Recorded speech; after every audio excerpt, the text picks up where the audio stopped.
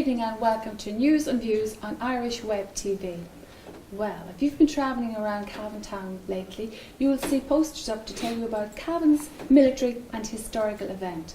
With me in the studio this evening I have three guys from ONE O'Neill branch, and they're going to tell us all about Cavan's first military and historical event. With me I've got Patsy Little, who is president, Jimmy Scanlon, who is chairperson, and Sean Galligan, who is a committee member. The Cavan's military and historical event. First of all, I'd like to say, Patsy, for folk out there who may not know what ONE, which is Óglaigh Náisiúnta na hÉireann, what exactly does it mean? Well, ONE is a voluntary organisation, and it's made up of ex-service member. Anyone who's served for 1 year can become a member. The civil defence can become a member. Garda Síochána and Red Cross can become a member. So they get together and they form a committee and they do many things, and actually I know that you do a lot of charity work as well, but we'll get to that later. But I'm really excited because it's an absolute fantastic weekend. Great stuff is going to take place. You've got military displays, you've got a laying of wreath, ministers of the government will be down on the day, and we might have a reenactment, and there's a lot of history involved in here. And Jimmy, you've been working very hard in this project. You've put a lot of work into this project, and you can tell us some of the things. Tell us the historical event, but first of all, before we go into all of that, there's a very worthy known note of historical event about the barracks, the Cavan barracks, the old army barracks. barracks. The old army barracks in Barrackhill was the second oldest occupied barracks in Europe, and it's sad to see it all knocked to the ground. And the new barracks was built and opened in 1990. I'm not exactly sure the date, but around that time, and it was closed in 2000 at the end of March 2012, which was a very sad day for the army here in Cavan. So this is a military and historic event. When we say historical event, we're taking into consideration World War I, World War II, and all the events around that. And Cavan had a lot to do in those times. Yes, well, there's over 600 and something names that we have known. We have a man, Nigel Birchford, who will be talking on the event, and he has done out a list of over 600 odd names that from people just around County Cavan who died in the World War I. That doesn't include people that were fighting in it and came home safe. So, and he has them all done out on a folder, so we have. Yeah. But to get back to the events of the day, Sean, and in your promo of it there, you were telling us about it starting off at 1200 hours on this Saturday morning, the official opening, and there's going to be a parade out of military vehicles. That's decommissioned military vehicles. Correct, Áine. That's what I'm trying to say. A lot of guys who would have been with the Defence Forces from the different countries as a hobby would have bought a lot of vehicles and decommissioned them, and that's their hobby, and they would go to different events. So you'll have vehicles now going back to the Second World War, to current vehicles from British Army, Irish Army, American Army. So you're going to have a mixture of vehicles, all in running order. We will have a number of UN vehicles that were in service out with the Irish in the Lebanon and overseas, from AML 90s, which are an armoured car. We'll have armoured personnel carriers. We have the Willis Jeep, which goes back to the Second World War, the American, everybody would be familiar with it. We have the likes of the Land Rover Defenders, and as well as having a range of military weapons which are completely decommissioned. And you have ranging again from modern to old weapons, from the 303 to the modern to the Kalashnikovs, the different weapons that are in service even in the current armed forces. So that is really interesting. So there's going to be a big parade of the decommissioned vehicles, and that's going to be live streamed by Cavan TV on the day, so do remember to log on and watch it. And for buffs out there who like to see guns, will they get their hands on? Oh, absolutely. I mean, to be under a controlled environment, there'll be somebody there who's familiar and trained in these weapons, and people can handle them but not actually carry them away from the site. Also, you'll have the different uniforms where you'll have guys and some of the girls will be dressing up in the different uniforms from the Americans, Germans, British Army, Irish Armies, different memorabilia in uniforms, badges, and so they'll be all there on the days. Yeah, and Jimmy, during the day as well, there will be exhibitions in the courthouse and in the Farnham Arms Hotel, and that again will be hands-on. You can go into the Farnham Arms Hotel and see the photographic exhibition of all of the people who took part in photographs and events that took place in Cavan over and around the county, and even in the Curragh and all that, where people from Cavan were involved in. And also that day in the Farnham, we'll have 3 people doing talks on historical events throughout the world. Yeah, and maybe you'd like to tell us about those people. You've got Leo Quinlan, whose dad was OC of the Jacksonville troops that was in the Congo, and they were forgotten for a long time until the last year, where they were eventually recognised for the wonderful work and they done out in the Congo.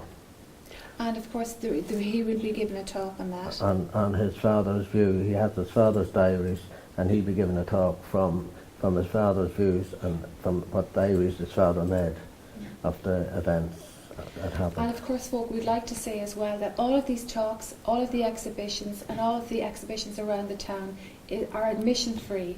But having said that, you would like if people gave donations, because your charity is your organisation is supporting Patsy. It's so sad, and Cavan is a new cancer support charity that has started up in Cavan, so we felt it's an ideal situation to tie in them. So any proceeds that we will gain will go to the 2 charity organisations on a local basis. Okay, so let's get back to O&E and the work that it does done. Before the programme you were talking to me and you were telling me about the work that it does done for veterans who maybe have fallen on hard times, and that you've got houses for them, Jimmy, where they can stay in Dublin in sort of a transition kind of a period, and you look after your former members, your former military serving members. In Bruna Breen in Smithfield in Dublin, they have a place. If you went into it, you'd think it was a hotel. But there's so many rooms put by for people that fall in hard times, and the same in Custom Barracks, Custom House in Athlone and in Letterkenny. There's these 3 houses, and the one in Dublin, I think, caters for 24 people, and the one in Athlone 7, and the one in Letterkenny 7. And these take people in that fall in hard times, and they keep them there until they get their grounds back, their feet back on the ground. And a few of these people have gone out and have been very successful Turn in their life. lives around. Yes. Okay, so we'd like to stress that the money from that comes from where? They come from the Fuchsia appeal, which we had in Cavan there about 2 weeks ago, and it also around the country. We collect money with the Fuchsia badges, and also the Department of Defence allocates a certain amount of money towards the run on them, and then the corporation in Dublin contributes to the Bruna Breen House in Dublin. But so do you have flag days or? we have flag days. The month of July is normally nominated for collection of for the fuchsia in Ireland. So folks, remember, if you see the fuchsia badge and the guys from the O&E with their jackets on collecting for that, that's what the cause is for. It's to tide people over who are falling, who've served for us, served for our country, and have fallen on bad times, hard times, to tide them over to another time. Now, to get back to your fascinating events over the weekend, there's going to be a military ball. Tell me about that. Who wants to tell me about that? Well, basically what we're going to go for a military theme ball, and you will have men and ladies dressing up in uniform or clothing to the eras in from the Second World War to current. It's also Heritage Week in Cavan, and the council will probably be doing something for that week as well, where we might see people wearing dress equivalent to what was in those days. So we'll have music. So if there's anybody out there, Sean, that really would like to go to that, how would they go about doing it? Oh, it's very open. I mean, it's just proceed through the Farnham Arms Hotel. It's open to the general public. Open to the general. Can they look for at the door. They can pay at the door. And how would they dig out an outfit for this? Well, I'm sure. Do their own. the joke shop maybe have some different outfits now, or they can dig out their own or Once you're in make the up some military style. in a military style, not necessarily current or too over the top fancy dress. Historical military. Precisely, yes. Okay. So, Jimmy, you'd like to stress again that this all is in conjunction and could not happen without the help of the Peace 4 programme. Without the Peace 4 programme, we would not have been able to gone forward with this event. Jane Crudden was a great help to us, and remember, this is a programme cooperating between the people from the north and the south, and the cooperation, and that we have good cooperation with the British Legion and the people from the north, and they're also partners with us in this, and they will be here in Cavan on the Sunday and on the Saturday night. I hear the rumours that there might be a flyover. That I don't think is on this year. Not this year. No. Okay, so one last event then we would like to mention that you would like to sell us about this event. One last event. The three talks is going to be very interesting, and then the parade out to the monument, laying the wreaths on we're laying wreaths not just for, we're laying the wreaths for all people that served in all wars, but we're specifically mentioning the First World War because it's 100 years since the First World War ended this year, and I think it's October or November since it ended, and that's the main thing we're expecting Minister Humphreys there, and we're also expecting representatives from the north as well. Excellent. Now, and if you'd like to get more information, you can log on to the Cavan Military and Historical Event Facebook page for updates and all of the information. And we'd like to stress once again that all events are free, but again, do feel free to sponsoring and to putting some money into the box, because it goes to help Fuchsia, and it goes to help ONE, and it goes specifically to help the Pieta House and Coon, the events, the charity organisations that you're going to help. Jimmy, once again, it's a fantastic event.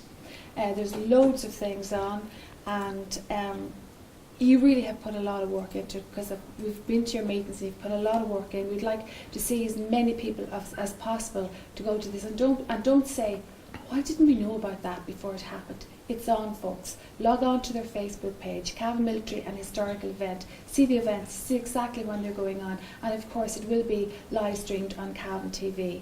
One last thing I'd like to say is well done on the hard work that you've done to put into it. And there are ONE events like this, but this is extra special in that it's Cavan Military and Historical Event. Yeah. It's Cavan Military and Historical Event. It's the first real military event in Cavan in the last, I'd say 40, 50 years, since the 1949 celebrations. And please God, next year, if this is successful, it'll be bigger again. Well, there you have it, folks. I'd like to say thank you to Sean Galligan, Committee Member ONE, to Jimmy Scanlon, Chairperson ONE, and to Patsy Little, President of ONE. Again, folks, put that in your diary, the 18th and 19th of August, Cavan's Military and Historical Event. Check out their Facebook page and watch it live on Cavan TV.